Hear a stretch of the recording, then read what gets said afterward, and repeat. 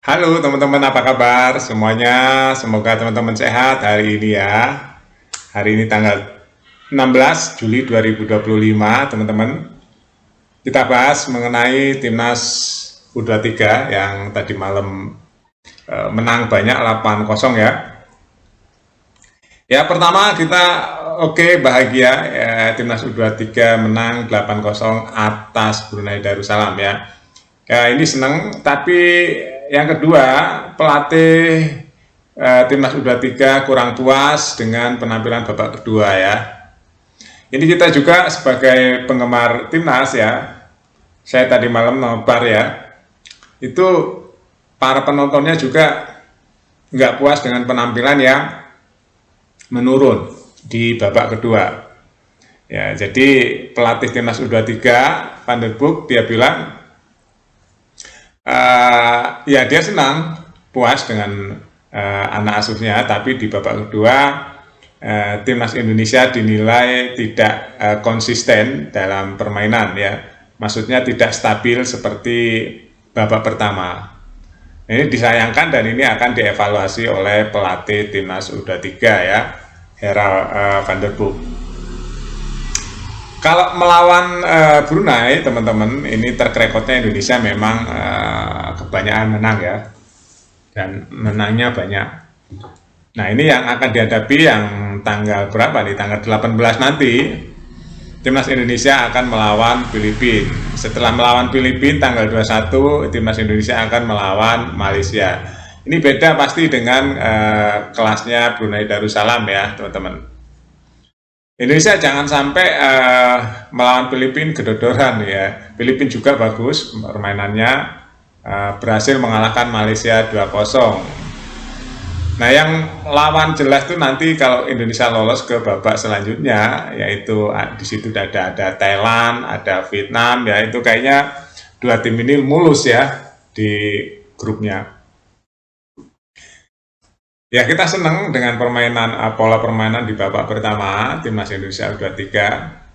Itu polanya bagus, cara nyerangnya juga bagus, dan Yeranpan itu dia langsung menjadi top skor ya, teman-teman, dengan 6 gol. Jadi di akhir tahun ini teman-teman banyak sekali event-event timnas Indonesia ya. Ada U17, ada senior ya, ada U23 Piala Asia. Jadi akhir tahun ini banyak sekali pertandingan-pertandingan timnas Indonesia yang bisa kita tonton ya, kita berikan support. Jadi untuk debut yang pertama pelatih timnas U23 Gerald Van der Broek ini membuat para pemain pasti ya optimis. Beda dengan debut pertama kalau menelan kekalahan. Tapi kalau menurut saya tadi malam memang menang tapi belum maksimal ya, belum maksimal. Kalau permainannya yang ditunjukkan seperti babak kedua itu menurut saya biasa-biasa saja ya. Belum ada yang sesuatu hal yang yang benar-benar kejutan gitu. Karena seharusnya stabil ya, babak pertama, babak kedua itu seharusnya stabil, dan babak pertama mencetak 7 gol kalau nggak salah tadi malam 7 gol ya. Di babak kedua hanya mencetak 1 gol. Itu penilaian pelatih sama dengan penilaian saya ya, teman-teman. Nggak stabil dan menjemukan, atau banyak yang komentar itu menurun ya, menurun, dan kalau dipertahankan pemain seperti itu kita akan kedodoran nanti melawan Filipina dan melawan Malaysia di babak grup ini ya, apalagi nanti kalau melawan Thailand dan melawan Vietnam, kemungkinan kita akan melawan tim-tim kuat itu ya. Kalau Brunei memang dari dulu di Asia Tenggara salah satu tim yang terlemah ya di Brunei Darussalam. Jadi menang atas Brunei ini bukan sesuatu yang luar biasa, walaupun ini membuat mental para pemain kuat ya, atau meningkat, dan ini dijadikan untuk ajang tanding ya, karena kemarin timnas Indonesia nggak ada tes tanding, nggak ada uji tanding dengan klub atau tim lain, dan ini ketemu Brunei ini saya yakin untuk evaluasi pelatih ya dan para pemain untuk mempersiapkan diri melawan Filipina, teman-teman, di tanggal 18. Ya semoga ya teman-teman nanti permainannya bisa diperbaiki lagi seperti babak pertama dan lebih dipertajam lagi ya efektivitasnya. Jadi Jan Raven memang dia efektif sekali ya. Dia jarang dapat bola, tapi sekali dapat bola bisa memasukkan bola ke gol. Ini yang dinama striker ya, seperti itu teman-teman. Di saat dia nggak dapat bola, tapi dia memang menjadi tumpuan untuk lini depan. Nah, begitu dia mendapatkan bola dan kesempatan langsung jadi gol. Itu yang diharapkan oleh seluruh pelatih ya teman-teman, di seluruh tim, bahwa ujung tombaknya itu benar-benar harus efektif ya dan efisien.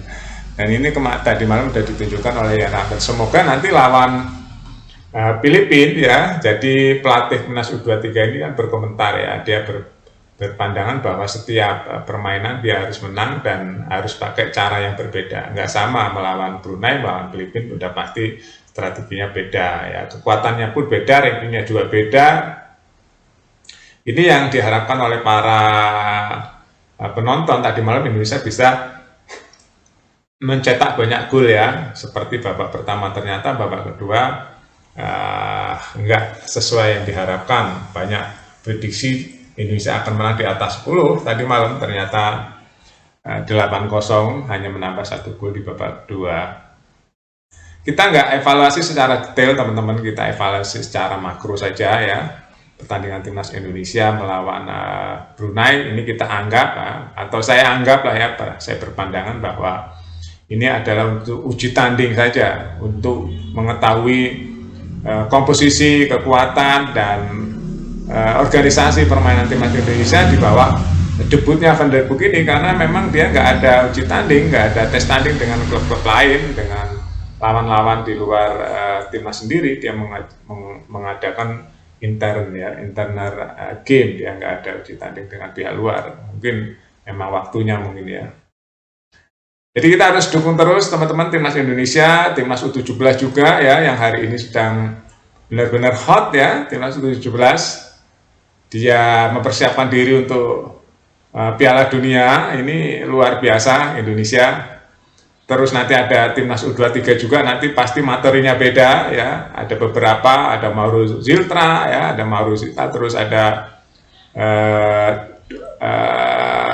beberapa tuh ya sudah dinaturalisasi. Ini pasti nanti akan berbeda dengan timnas U23 yang hari ini main di Piala ASEAN ini atau AFF ini teman-teman.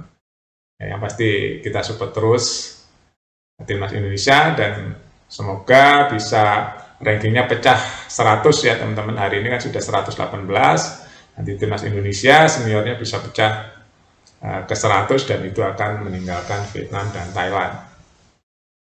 Terima kasih, update terus berita-berita terbaru di Buat Makan TV teman-teman, sampai jumpa.